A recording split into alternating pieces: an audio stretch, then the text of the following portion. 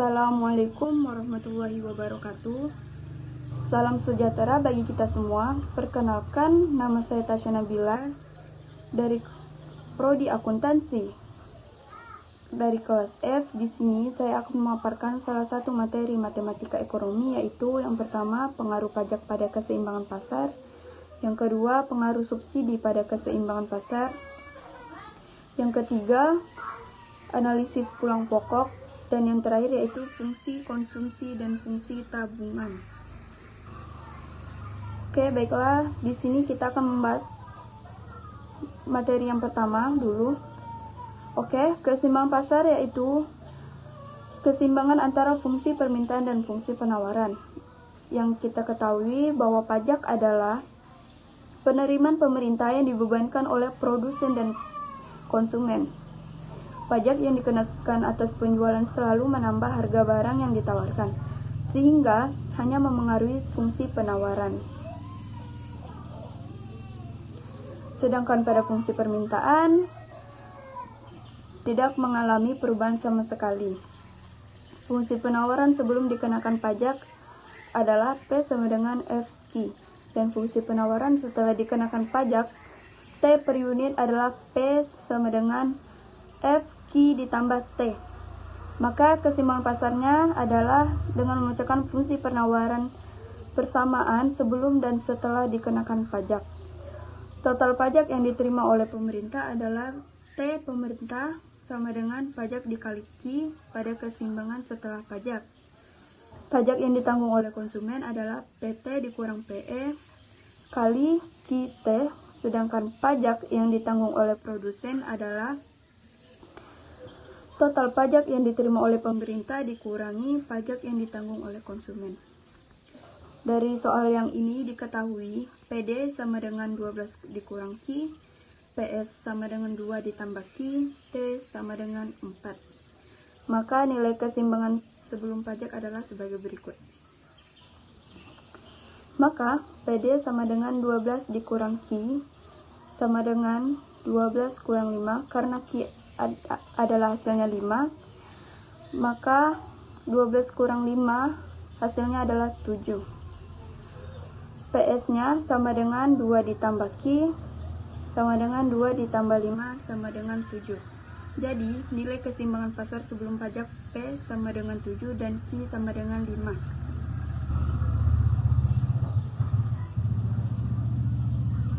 Oke, pertanyaan selanjutnya.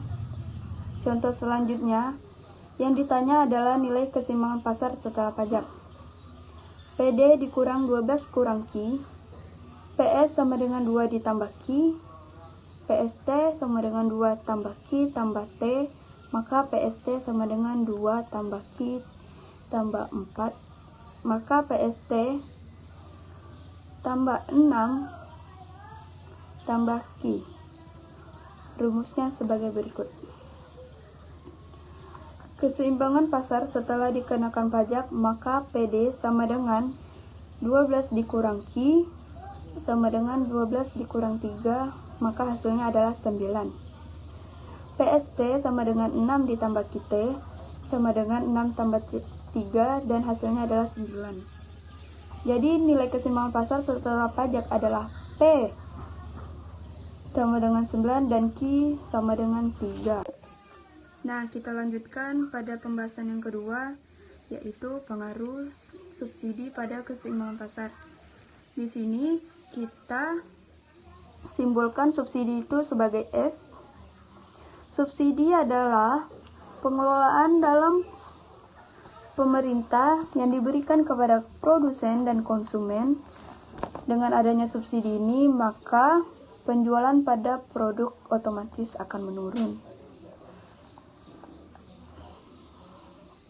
Adanya subsidi pada keseimbangan pasar itu merubah fungsi penawaran dan fungsi permintaannya akan tetap. Kita flashback pada materi yang pertama, yang kita ketahui bahwa keseimbangan pasar itu adalah QD sama dengan QS atau PD sama dengan PS. Artinya kesesuaian antara fungsi permintaan dan fungsi penawaran. Nah, akibatnya subsidi akan berubah. Perubahan yang dimaksud itu seperti ini. Jadi, tabel ini sudah mewakili perumusan atau perubahan yang dimaksud. Kita lihat di sini, ketika yang diketahui itu price atau harga, yang di tengah ini kalian bisa lihat, dengan adanya subsidi itu dikurangi fungsi penawaran yang dimaksud tadi, kemudian yang sebelah kanan, subsidinya juga 2, perumusannya seperti ini. Kalian bisa lihat cara penyelesaiannya. Yang penting kalian harus mengetahui apa yang diketahui, apakah PS ataupun QS. Sehingga untuk menyelesaikannya kita bisa lihat tabel yang tadi untuk mengimplementasikan contoh kasus soal mengenai keseimbangan pasar akibat subsidi. Kalian perhatikan contoh di bawah ini.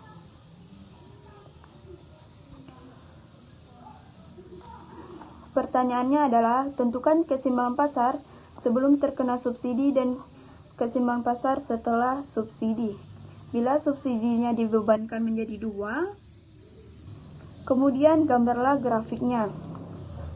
Cara menyelesaikannya yang pertama, karena keseimbangan pasar sebelum subsidi, maka langkahnya seperti ini.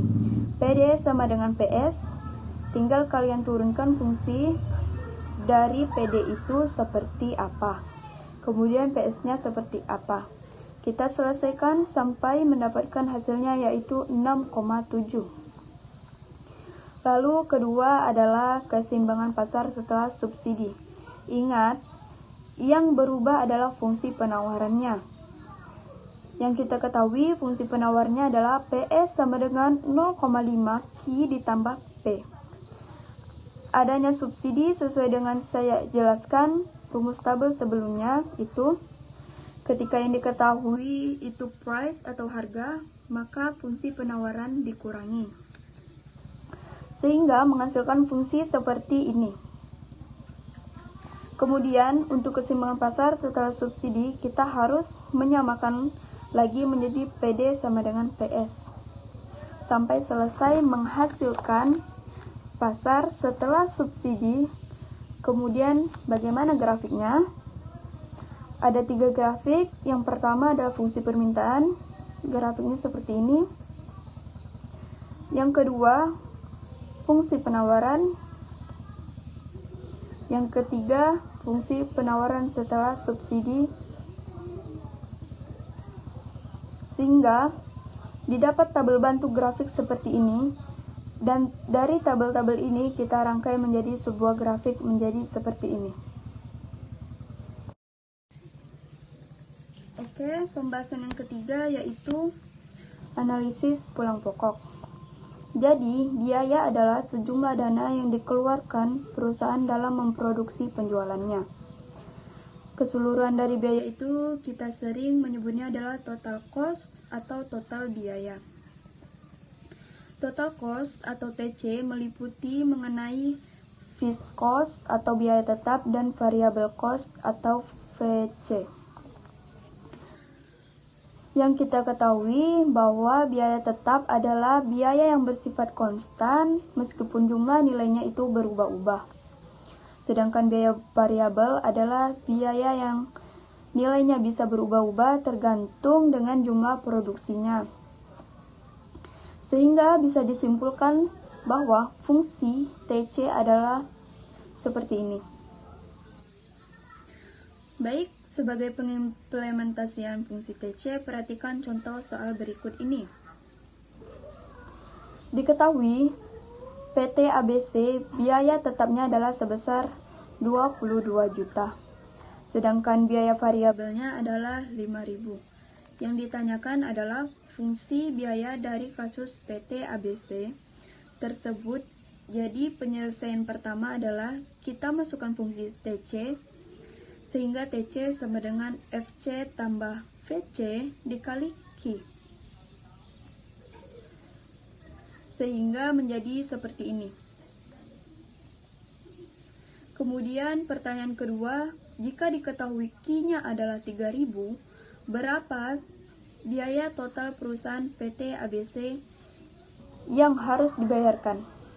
Jadi seperti yang sudah dijelaskan tadi, bahwa fungsi TC adalah seperti ini. 3.000-nya kita masukkan sehingga hasilnya adalah seperti ini.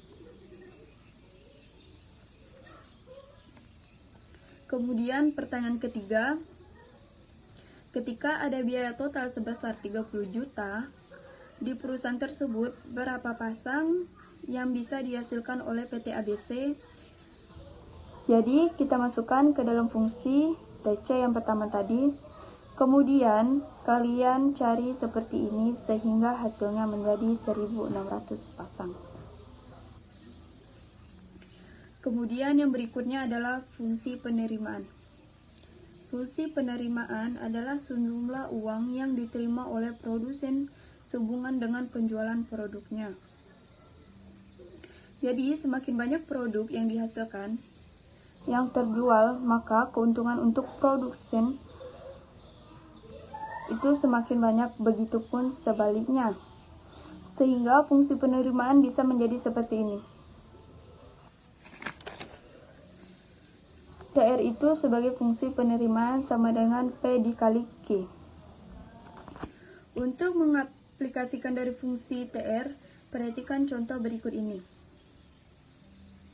Seperti yang diketahui bahwa PT Maju Mundur menghasilkan produksi dengan biaya 5.000 per unit. Pertanyaan yang pertama adalah tentukan fungsi penerimaan. Seperti yang sudah saya jelaskan tadi, bahwa fungsi TR adalah P dikali Q, sehingga hasilnya adalah seperti ini. TR sama dengan P dikali Q sama dengan 5.000 Q. Pertanyaan kedua adalah berapa biaya total penerimaan jika perusahaan tersebut mampu menjual 1.000 unit? Jadi kita tinggal masukkan tadi TR sama dengan 5.000 dikali 1.000 Q. Terus kita ganti Q-nya itu menjadi 1.000. Jadi hasilnya adalah 5 juta.